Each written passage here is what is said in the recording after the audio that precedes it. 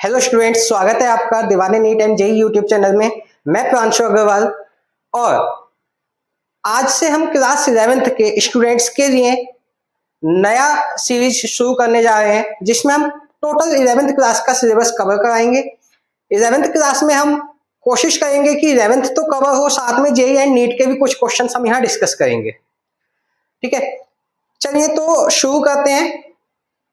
अगर मैं फिजिक्स के बिल्कुल ऐसे समझिए, अगर आप अभी 11th में आए हैं तो आपको बिल्कुल शुरू से पढ़ना होगा। जो आपने 9th-10th में पढ़ा है उसको भी हम बिल्कुल शुरू से डिटेल में डिस्कस करेंगे, सो दैट कि किसी भी बच्चे को कोई डाउट ना रहे। ठीक है, अगर आप भी क्लास 11th में हैं तो चैनल को जल्दी से सब्सक्राइब कर लीजिए, क्योंकि हमारा और आपका पूरे साल का साथ रहने वाला है। पूरा साल छोड़िए, आगे 12th में भी हम आपके साथ रहने वाले हैं, तो इस वीडियो को बिल्कुल भी मिस ना करें। शुरू करते हैं। अगर मैं फिजिक्स के सिलेबस के बारे में बात करूं तो फिजिक्स को पढ़ने से पहले, जैसे एक एग्जांपल लेते हैं, जब आपने इंग्लिश पढ़ना शुरू किया होगा तो इंग्लिश को पढ़ने के लिए, इंग्लिश को समझने के लिए आपको इंग्लिश ग्रामर आनी जरूरी है। समझे?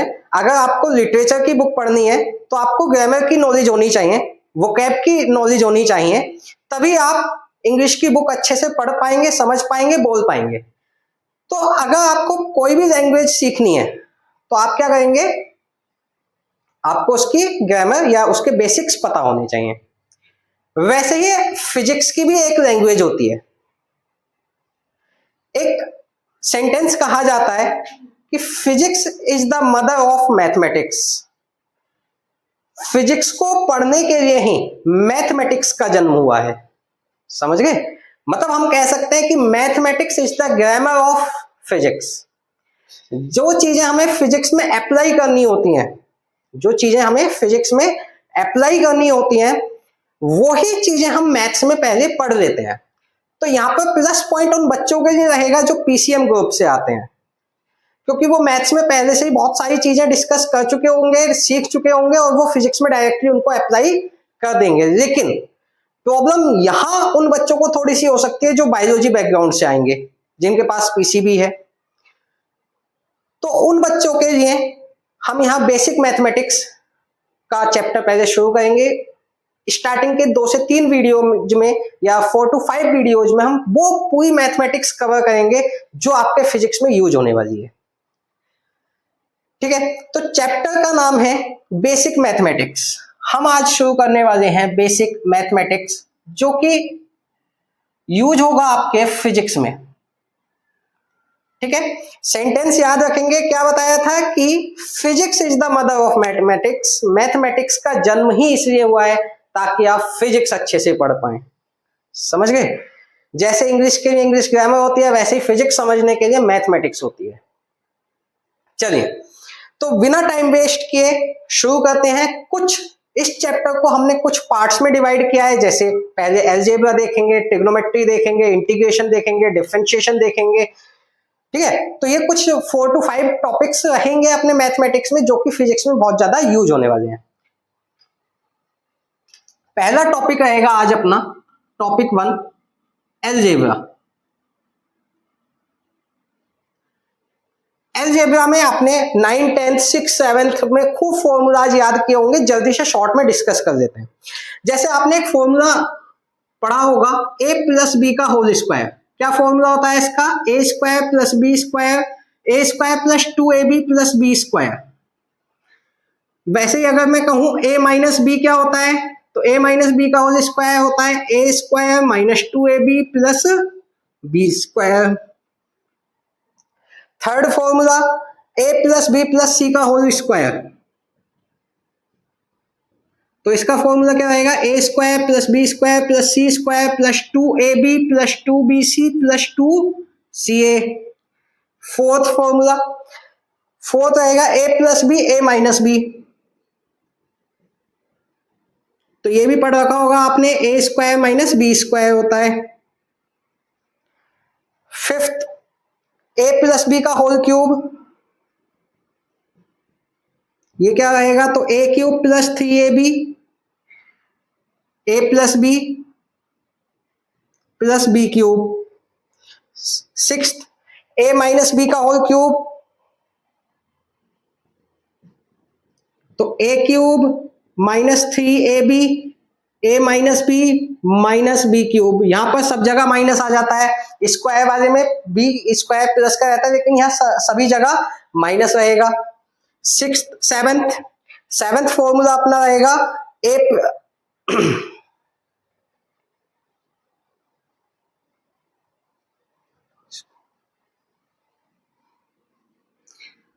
सेवेंथ फॉर्मूला अपना रहेगा a प्लस बी का whole square minus a minus B का होल स्क्वायर। तो कुछ बच्चे तो होंगे कि a प्लस बी का होल स्क्वायर ओपन करेंगे, a माइनस बी का होल स्क्वायर ओपन करेंगे और आंसर आ जाएगा। या इसका आप डायरेक्टली भी याद कर सकते हैं कि कितना होता है 4ab। एथ फॉर्मूला रहेगा a प्लस बी का whole square plus a minus B का होल स्क्वायर। इसका क्या मिलने वाला है, तो इसका मिलेगा 2a square plus B square. ठीक है, तो ये कुछ बेसिक फॉर्मूलाज हैं जो अलजेब्रा में यूज होंगे, है ना। ये कुछ बेसिक 8 फॉर्मूलाज हैं। बाकी आपने और भी फॉर्मूलाज 6th 7th 8th में खूब स्टडी किए होंगे जो कि यहाँ पर अप्लाई हो सकते हैं। ये जो कुछ जनरल फॉर्मूलाज हैं वो मैंने यहाँ लिखे हैं। ठीक है, चलिए आगे नेक्स्ट टॉपिक पर मूव करते हैं। आपकी क्लास में 1 मिनट का ब्रेक लेकर के मैं आपका 1 मिनट लेना चाहूंगा। जैसे कि आप लोगों को पता है कि YouTube चैनल पर हमने अपना बैच स्टार्ट किया हुआ है 11th एंड 12th के लिए, लेकिन यहाँ पर बच्चों को प्रॉपर गाइडेंस नहीं मिल पाती, टेस्ट पेपर अवेलेबल नहीं हो पाते हैं और भी बहुत सारी कमियां हैं। जैसे कि हम यहाँ पर कोशिश करते हैं कि 11th कवर हो जाए, जेई भी कवर हो जाए, नीट भी, थोड़ा थोड़ा सभी का पार्ट हम ऐड करते हैं। लेकिन अगर आपको प्रॉपर गाइडेंस के साथ अपनी प्रिपरेशन करनी है, चाहे आप क्लास 11th के स्टूडेंट हैं, 12th की, जेई या नीट की प्रिपरेशन कर रहे हैं, तो हमने इन सभी बैच कोर्सेज के लिए अपना बैच स्टार्ट किया हुआ है। बैच की डिटेल आप स्क्रीन पर देख सकते हैं। 11th एंड 12th के लिए हमने 5th में से बैच स्टार्ट करने जा रहे हैं और जेई एंड नीट ड्रॉपर के लिए हम 15th मई 2026 से अपना बैच स्टार्ट करने जा रहे हैं। बैच में ज्वाइन होने के लिए पूरी डिटेल्स आपको स्क्रीन पर दी गई हैं, आप एक बार देख सकते हैं। मैं साइड हो जाता हूं। इसके साथ साथ अगर आप या आपके नॉन में कोई स्टूडेंट जो 6 से लेकर 10th तक है और वो बैच ज्वाइन करना चाहता है, तो हमारा एक दूसरा यूट्यूब चैनल भी है, आप हमसे डिस्कस कर सकते हैं उसके रिगार्डिंग, हम वहां भी आपको गाइडेंस प्रोवाइड करवा देंगे। दोनों ही चैनल्स पर बहुत रीजनेबल प्राइस पर पेड बैचेस स्टार्ट होने जा रहे हैं। आप जल्दी कीजिए क्योंकि लिमिटेड कुछ ही शीट्स के लिए हमने एक वैलिड ऑफर रखा है। अगर उन लिमिटेड शीट से एक्सीड कर जाते हैं स्टूडेंट्स तो आप वो ऑफर नहीं दे पाएंगे। तो अगर आप ऑफर लेना चाहते हैं और बहुत रीजनेबल प्राइस में अपनी प्रिपरेशन स्टार्ट करना चाहते हैं तो जल्दी से हमें कांटेक्ट कीजिए। कांटेक्ट नंबर स्क्रीन पर विजिबल। अगर आपको अच्छे से फिजिक्स एक तरफ से तैयार करते हुए चलनी है सो दैट कि आपको लास्ट में कोई प्रॉब्लम ना हो, तो आपको अभी से नोट्स प्रिपेयर करके रखने होंगे। तो जब भी आप वीडियो को देखने बैठे आपके पास नोटबुक और पेन जरूर होना चाहिए, हैंड टू हैंड। आप स्टॉप करते करते लिखते रहेंगे या स्क्रीनशॉट लेकर के बाद में इकट्ठा भी लिख सकते हैं, लेकिन ज्यादा बेस्ट मेथड यही रहता है कि आप वीडियो को पॉज करें, जितना लिखा गया है वो पहले लिखें, उसके बाद आगे चलें, ताकि आपको हैंड टू हैंड चीजें याद भी होती रहें। ठीक है, चलिए। तो अलजेब्रा में नेक्स्ट जो कॉन्सेप्ट होता है वो होता है क्वाड्रेटिक इक्वेशन का। क्वाड्रेटिक इक्वेशन का, ठीक है। तो पहले तो समझते हैं कि जो इक्वेशन है वो क्या होती है। जैसे x इक्वल्स टू 1, ये भी एक इक्वेशन है। 2x प्लस 3 इक्वल्स टू 0, ये भी एक इक्वेशन है। X square plus 2x plus 2x plus 3 equals to 0, ये भी एक इक्वेशन है। x plus Y equals to 3, ये भी एक इक्वेशन है ना। जहां वेरिएबल्स और कांस्टेंट दोनों अवेलेबल होते हैं उनको इक्वेशन कहते हैं। ठीक है, और इक्वलिटी का साइन भी अवेलेबल होना चाहिए, अदरवाइज वो पॉलिनोमियल हो जाता है। ठीक है, तो ये कुछ इक्वेशंस हैं। अगर मैं यहां पर बात करूं तो इन तीनों में जो वेरिएबल है वो x है, एक अकेला वेरिएबल है, तो इनको कहते हैं equation in one variable. Equation in one variable, ठीक है। अगर यहां पर वेरिएबल की पावर देखें तो यहां पर जो वेरिएबल की पावर है वो हमें नजर ही नहीं आ रही, इसका मतलब वेरिएबल की पावर क्या होगी, 1 होगी। जहां इक्वेशन में वेरिएबल की मैक्सिमम पावर 1 होती है उस इक्वेशन को लीनियर इक्वेशन कहते हैं, लीनियर इक्वेशन। तो ये भी लीनियर इक्वेशन है क्योंकि यहां भी x की मैक्सिमम पावर कितनी है, 1 है। अगर यहां x की पावर की बात करूं तो इस वाली टर्म में x की पावर 1 है और इस वाली टर्म में x की पावर 2 है। तो यहां पर अगर मैक्सिमम पावर में देखूंगा तो मैक्सिमम पावर कितनी मिलेगी मुझे, 2। तो जहां पर मैक्सिमम पावर 2 होती है उस इक्वेशन को क्वाड्रेटिक इक्वेशन कहा जाता है, क्वाड्रेटिक इक्वेशन। ठीक है, और आज इसी क्वाड्रेटिक इक्वेशन को सोल्व करना भी सीखेंगे। अगर मैं इस इक्वेशन में देखूं तो यहां पर x और y दो वेरिएबल्स हैं, इसको कहते हैं linear equation in two variable या इक्वेशन इन टू वेरिएबल। अगर यहां पर दोनों वेरिएबल्स की मैक्सिमम पावर 1 है तो ये लीनियर हो जाएगी, अगर किसी वेरिएबल की मैक्सिमम पावर 2 हो जाती है तो वो क्वाड्रेटिक हो जाएगी, है ना। टू वेरिएबल में आइडेंटिफाई करना थोड़ा सा मुश्किल है, और भी बहुत सारे तरीके होते हैं, और भी तरीके की हो सकती है। तो टू वेरिएबल हमारे फिजिक्स में बहुत ज्यादा यूज नहीं होने वाली है, जो यूज होगी वो 1 वेरिएबल यूज होगी और क्वाड्रेटिक मैक्सिमम टाइम यूज होगी। तो आज हम क्वाड्रेटिक इक्वेशन को ही सोल्व करना सीखते हैं।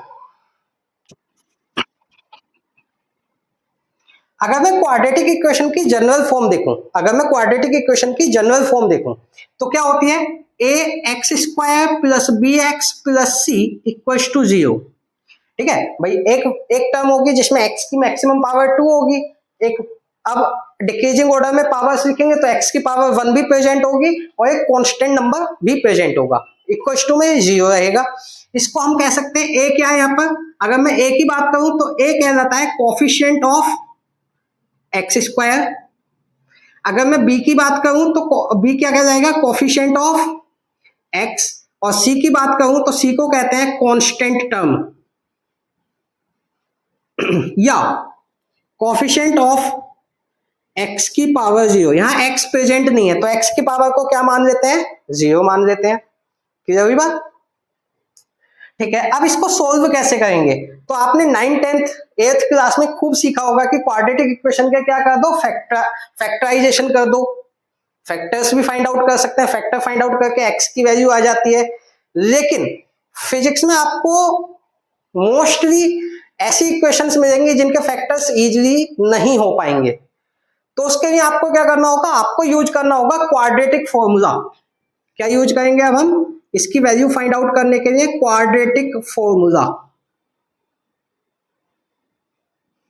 क्वाड्रेटिक फॉर्मूला कैसे यूज करेंगे, तो क्वाड्रेटिक फॉर्मूला में वेरिएबल्स की वैल्यू, यानी कि यहां पर वेरिएबल क्या है, x है, तो x की वैल्यू कितनी मिलेगी, minus coefficient of x। Coefficient of x क्या है, b, माने सेकंड वाली टर्म का coefficient b, plus minus under root b का square minus 4ab minus 4ac minus 4ac 4 into a into c whole divided by 2a। ये formula होता है quadratic formula. b क्या है, कोफिशिएंट ऑफ x, a क्या है, coefficient of x square, c क्या है, कांस्टेंट टर्म। अप्लाई कैसे करेंगे वो भी मैं सिखाऊंगा, लेकिन उससे पहले आप समझ लीजिए ये जो क्वांटिटी है b² माइनस 4ac, ये जो रूट के अंदर वाली क्वांटिटी है इसको कहते हैं डिस्क्रिमिनेंट। ठीक है, डी। स्पेलिंग आप एक बार चेक कर लेना, ठीक है, स्पेलिंग पर मत जाना, हो सकता है मिस्टेक हो गई हो।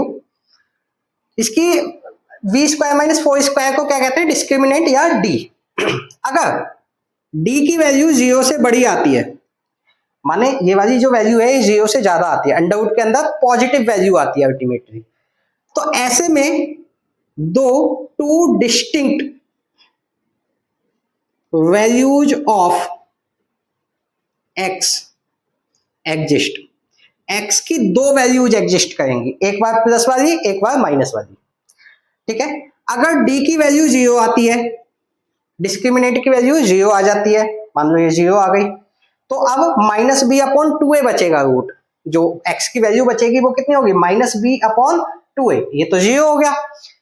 तो ऐसी कंडीशन में a की वैल्यू मिलेगी only one value of x will exist, एक ही वैल्यू एग्जिस्ट करेगी।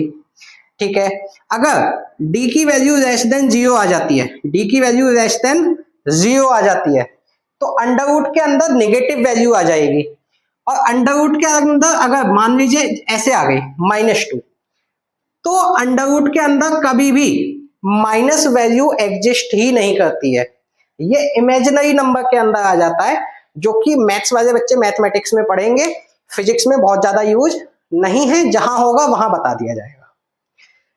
तो ऐसे नंबर्स को हम इमेजिनरी नंबर्स कहते हैं।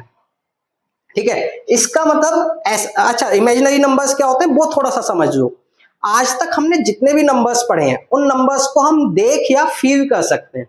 जैसे मैं कहूं 1, तो 1 क्या है, एक मार्क है, ये 1 है ना। अच्छा, अब आप कहेंगे सर चलो ठीक है कि पॉजिटिव नंबर्स को हम देख सकते हैं, लेकिन -2 को क्या देख सकते हैं? तो बिल्कुल -2 को फील किया जा सकता है। मान लो आपने अपने रूम का टेम्परेचर -2 डिग्री सेल्सियस कर रखा है, ठीक है, तो -2 क्या हो गया, फील हुआ या नहीं हुआ कि -2 डिग्री सेल्सियस है? बिल्कुल। तो ऐसे नंबर्स जिनको फील या देखा जा सकता है, जो रियली एग्जिस्ट करते हैं, उनको रियल नंबर्स कहा जाता है। बाकी जो रियली एग्जिस्ट ही नहीं कर सकते, उनको हम क्या कहेंगे, इमेजिनरी नंबर्स कहेंगे।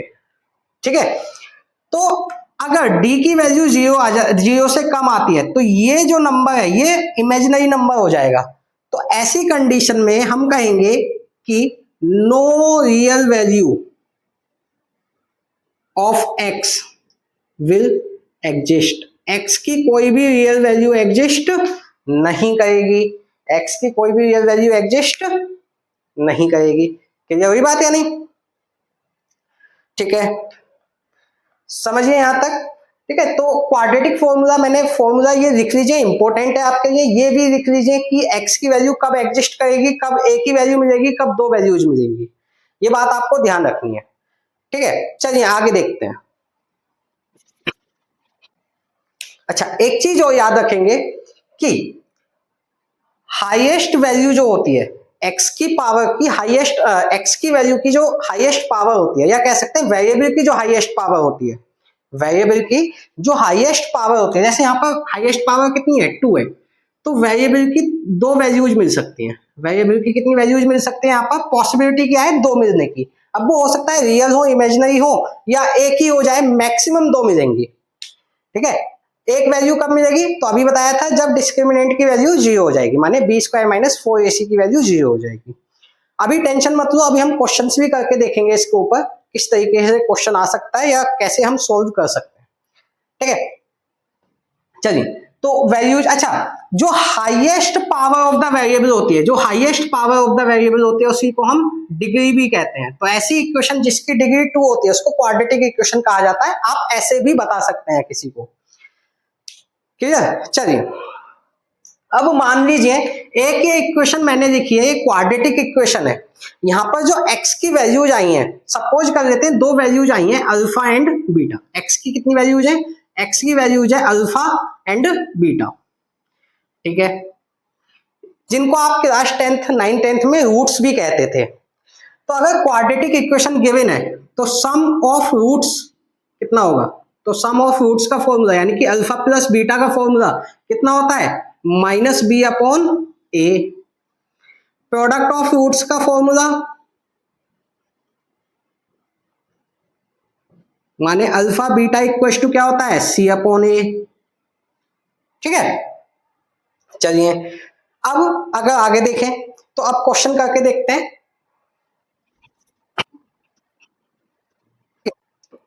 ये हमें एक क्वेश्चन दिया गया है, क्वेश्चन में क्या है, ये एक इक्वेशन है, इसको सोल्व करना है। सोल्व करना है मतलब x की वैल्यूज फाइंड आउट करनी है। ठीक है, अगर किसी बच्चे को ये आइडेंटिफाई करना है कि x की कितनी वैल्यूज आएंगी, तो हम b² - 4ac सोल्व कर लें। तो b² - 4ac कितना मिलेगा? b की वैल्यू कितनी है? 13 नहीं, -13 है। ये अगर माइनस लगा होता है तो विद साइन लेते हैं। तो -13 का स्क्वायर माइनस 4 इंटू a कितना है? 6 है। एक्स स्क्वायर का कोफिशिएंट 6 है, इंटू c माने कांस्टेंट टर्म कितना है? 6 है। ठीक है, 13 का square 169 minus 4 into 6, 6 into 6 36, 4 into 36, तो 169 माइनस 4 इंटू 36 कितना बनेगा? 144 कितना मिलेगा? तो अगर हम इसको सोल्व करेंगे तो ये मिलेगा 25। तो बी स्क्वायर माइनस 4ac की value, B square minus 4ac की वैल्यू हमें मिली है 25, जो कि ग्रेटर देन 0 है। तो यहाँ पर 2 वैल्यूज एग्जिस्ट करेंगी। समझ आया या नहीं आया? तो वैसे यहाँ पर चेक करने को नहीं बोला था, हमने चेक कर लिया, बहुत अच्छी बात है। तो अब मुझे ये इक्वेशन सोल्व करनी है। तो दो तरीके आपके पास हो सकते हैं कि या तो आप इसमें फैक्टर्स वाला मेथड लगाते हैं जो आपने 9th 10th में सीखा है, फैक्टराइजेशन करते हैं, मिडिल टर्म स्प्लिटिंग, या सीधे सीधे क्वाड्रेटिक फॉर्मूला अप्लाई करते हैं। ठीक है, तो मेरे हिसाब से क्वाड्रेटिक फॉर्मूला अप्लाई करना ज्यादा सही रहेगा, क्योंकि मैक्सिमम टाइम हम इसमें फैक्टराइजेशन करने का सोचेंगे लेकिन फैक्टराइजेशन नहीं होगा, तो हो सकता है वहां आपका थोड़ा सा टाइम वेस्ट हो जाए। तो जल्दी से प्रैक्टिस कर लीजिए क्वाड्रेटिक फॉर्मूला किस तरीके से अप्लाई करना है। तो x इक्वल टू क्या फॉर्मूला होता है? Minus B plus minus under root B square minus 4ac upon 2a minus B. तो माइनस बी की वैल्यू कितनी है? -13 plus minus under root B square minus 4ac की वैल्यू मैं पहले से ही फाइंड आउट कर चुका हूं, दोबारा नहीं करूंगा। कितनी मिली? 25 अपॉन, अगर आपने पहले से नहीं किया तो आप यहां भी फाइंड आउट कर सकते हैं, अपॉन 2a, a की वैल्यू कितनी है? 6, तो minus minus plus 13 plus minus under root 25 की वैल्यू 5 हो जाएगी, अपॉन 6 2 12। तो अब क्या करेंगे? अब सोल्व कर चुके हैं हम लगभग, तो अब एक बार यहाँ पर देखो प्लस माइनस है, तो एक बार प्लस वैल्यू ले लेंगे 13 प्लस 5 अपॉन 12, एंड एक बार माइनस साइन ले लेंगे। तो हम देखें अगर, तो x इक्वल टू हमें मिलेगा 13 plus 5 18 upon 12, and 13 minus 5 8 upon 12। इसको सिंप्लीफाई कर देते हैं,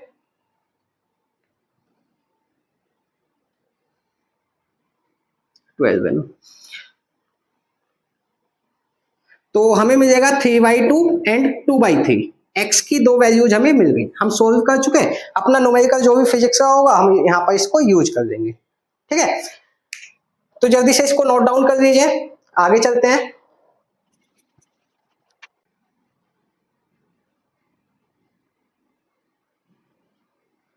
ये एक क्वेश्चन है, ये एक इक्वेशन है, और यहाँ पर आपको x की वैल्यू फाइंड आउट करनी है।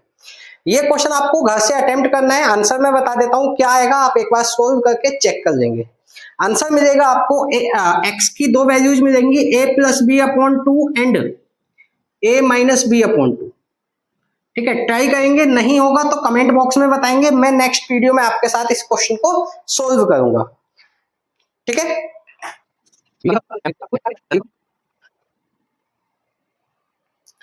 ओके, सो नेक्स्ट टॉपिक होता है अपना बाइनोमियल थ्योरम।